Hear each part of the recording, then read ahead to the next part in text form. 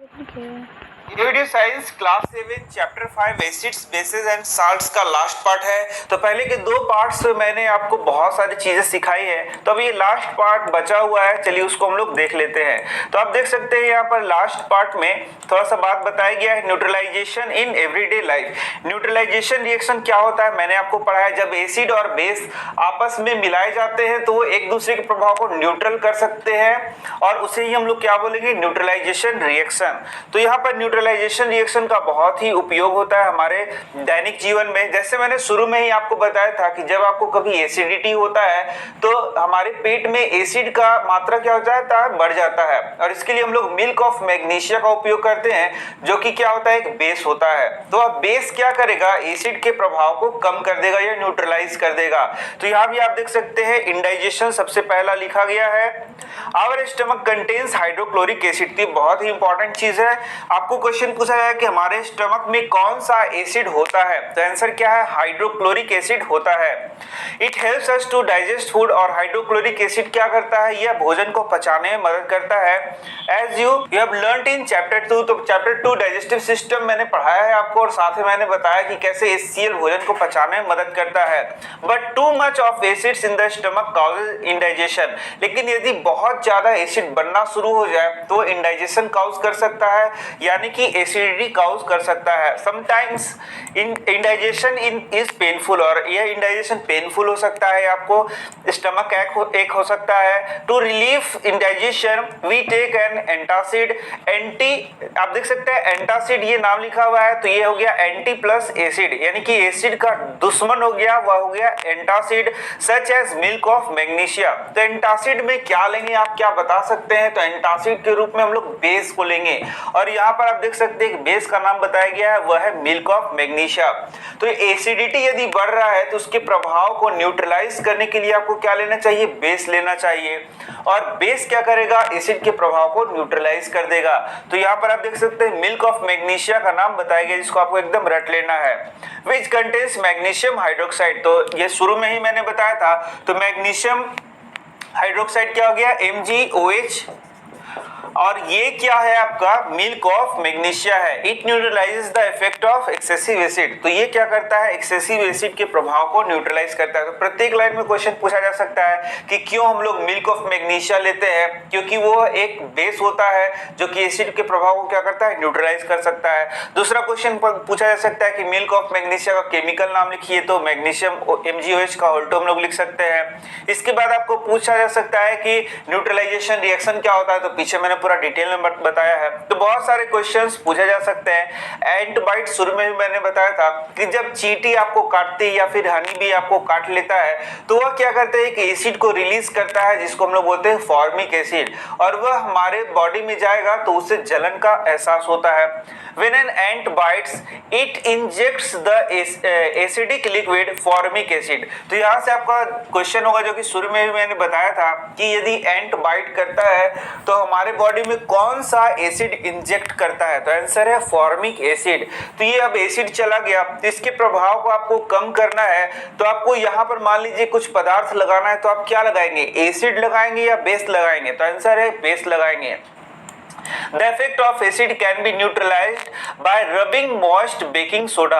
तो यहाँ पर बेकिंग सोडा को हम लोग क्या करेंगे, रब करेंगे, और ये बेकिंग सोडा भी क्या हो गया, एक बेस हो गया। इसका मतलब बेकिंग सोडा बेस है जो कि एसिड के प्रभाव को वहां पर न्यूट्रलाइज कर सकता है।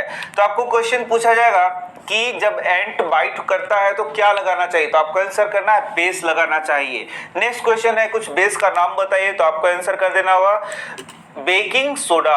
बेकिंग सोडा क्या है, एक बेस है। इसका केमिकल नाम क्या हो गया, सोडियम हाइड्रोजन कार्बोनेट। तो ये भी आपको याद रखना है।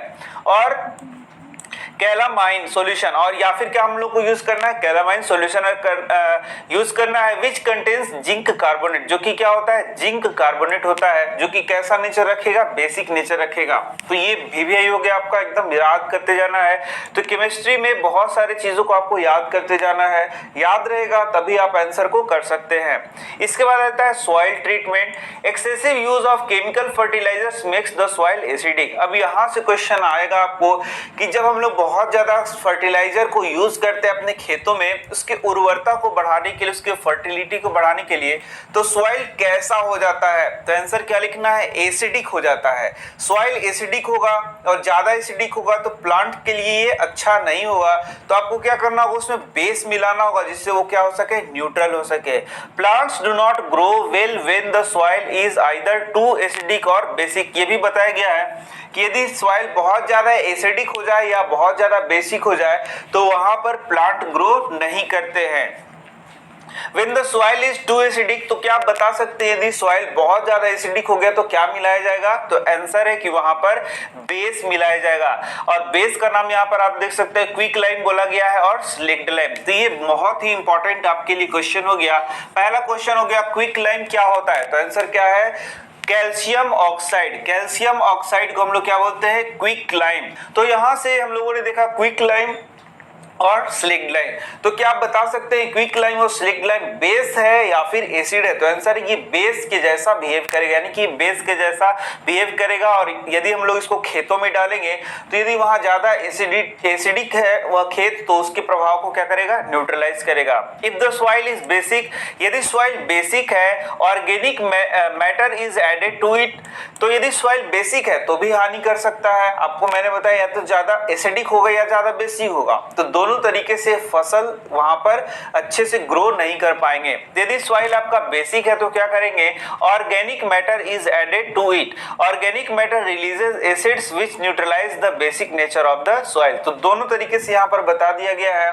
तो यदि सॉइल क्या हो जाएगा? बेसिक, तो वहां पर आप क्या डालेंगे? तो ऑर्गेनिक मैटर को डालेंगे। ऑर्गेनिक मैटर क्या हो गया? जो घरों से ऐसा पदार्थ हम लोगों का वेस्ट निकलता है, जैसे कि सब्जियों का टुकड़ा हो गया, फलों का टुकड़ा हो गया, मतलब वेस्ट हो गया, या फिर आप देखेंगे पत्तियां हो गई, ये सब क्या होते हैं? ऑर्गेनिक मैटर होते हैं। और उनको यदि डाला जाए तो वो क्या होगा? वहां पर सड़ेगा और उससे एसिड रिलीज होगा, जो कि उसके बेसिक, जो यदि सॉइल में बेसिक नेचर है तो उसको क्या कर देगा? न्यूट्रलाइज कर देगा। इसके बाद आप देख सकते हैं फैक्ट्री वेस्ट को बताया गया, the waste of many factories contain acid. तो फैक्ट्रीज में बहुत सारे ऐसे वेस्ट होते हैं जिसमें क्या होगा? एसिड होगा। If they are allowed to flow into the water bodies, the acids will kill fish and other organisms.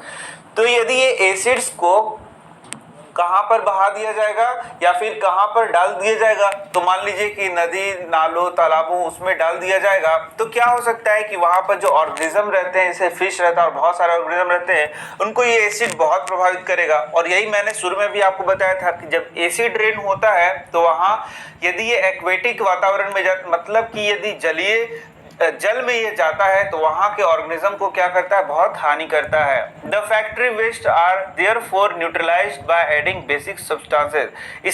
इसलिए जो फैक्ट्री के वेस्ट है जो कि एसिडिक इन नेचर है, उनको क्या किया जाएगा? न्यूट्रलाइज किया जाएगा। तो आप देख सकते हैं acids are sour in taste, bases are bitter in taste and soapy in touch. ये मैंने बता दिया। Acid turns blue litmus red and bases turn red litmus blue. तो ये इतना पॉइंट भी आपको याद है तो आपको 2-3 नंबर एग्जाम में आ ही सकता है। Substances which are neither acidic nor basic are called neutral. Solution of substances that show different color in acidic, basic and neutral solution are called indicators. तो ये सब चीज लगभग मैंने आपको बता दिया। And acid and base neutralize each other and form salt. Salt में भी एसिडिक, बेसिक और न्यूट्रल इन नेचर। तो मैंने लगभग हर एक क्वेश्चन को यहाँ डिस्कस कर दिया है। आप तीनों पार्ट्स को देखें, तीनों पार्ट्स में ये चैप्टर आपका कंप्लीट हो जाएगा और सारे क्वेश्चन आंसर भी कंप्लीट हो जाएंगे। तो मिल रहा हूँ नेक्स्ट वीडियो में, वहां पर हम लोग नए चैप्टर को शुरू करेंगे। आपको कुछ और सब्जेक्ट्स को पढ़ना है तो आप कमेंट बॉक्स में लिखिए, मैं उन सब्जेक्ट्स को भी आपको पढ़ाऊंगा।